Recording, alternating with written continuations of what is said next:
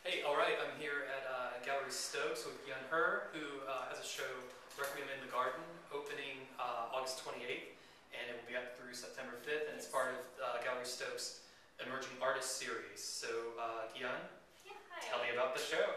Okay, so my show, Requiem in the Garden, kind of talks about my childhood recollection and the losses. So over the period of like about a year, I went to cemetery and got a permission to collect discarded cemetery flowers, and just an array of those. And I started to deconstruct those flowers and then start to shred them.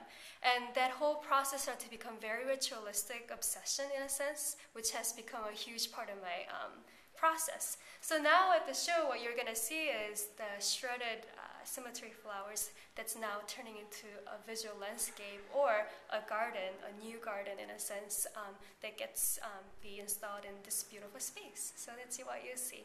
So, although it's what we're sort of calling a requiem, it's actually sort of a rebirth of these flowers, meaning that they are commemorating someone's death because they're from a cemetery, and yet you are reusing or repurposing them. They're almost found art in a way. Is that correct? Yeah, it is correct in a sense that even though it is a lot about my loss and the requiem, meaning that, just kind of this song over the losses that I wanted to talk about. So by transforming the materials that as an artist, that I can recreate a visual landscape that doesn't just talk about the loss and mourning, but I wanted to give a sense of hope and healing in a sense. Okay, so in my studio with all these cemetery flowers, I set to shred them literally by hands. And it takes about maybe 5 hours to come up with this much of like in a small jar of the shred flowers. And the visual inspiration of specifically these lines are visual replication of my mother's wedding bed. So I just thought that not only that it matched the colors of the flowers, in fact, that are very, very vibrant, that it kind of talked about kind of new beginning in a sense. And I just wanted to replicate that image on a glass shelf in a long line, which I thought would be so beautiful.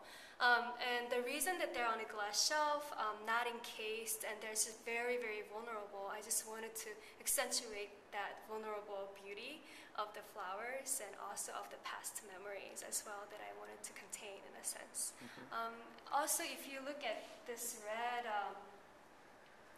square, this is a duplication of the dimension of the burial site. So when I went to cemetery, when a person just gets buried, you will see a site where it's just been buried, so the lawn is not grown, and I just wanted to see how big it is, and it's by 100 inches by 44 inches.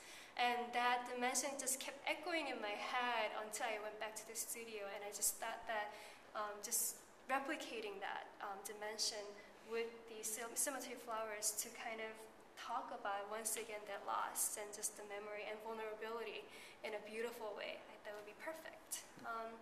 On the other side, on the wall, and the part of the installation, one thing that it was a huge surprise was the shadow that of the shadow of the objects that got reflected on the wall, and it's just so beautiful. Anyway, so I display the inner parts of these plastic flowers. I mean, even though they are the cemetery flowers, they are all bought from the store. And as I was taking them apart, I was really, really surprised to find out how many intricate parts of these little things were holding the flowers together. So I just really wanted to display them in a beautiful way. Once again, just to kind of reveal about like what was inside and what was holding them together.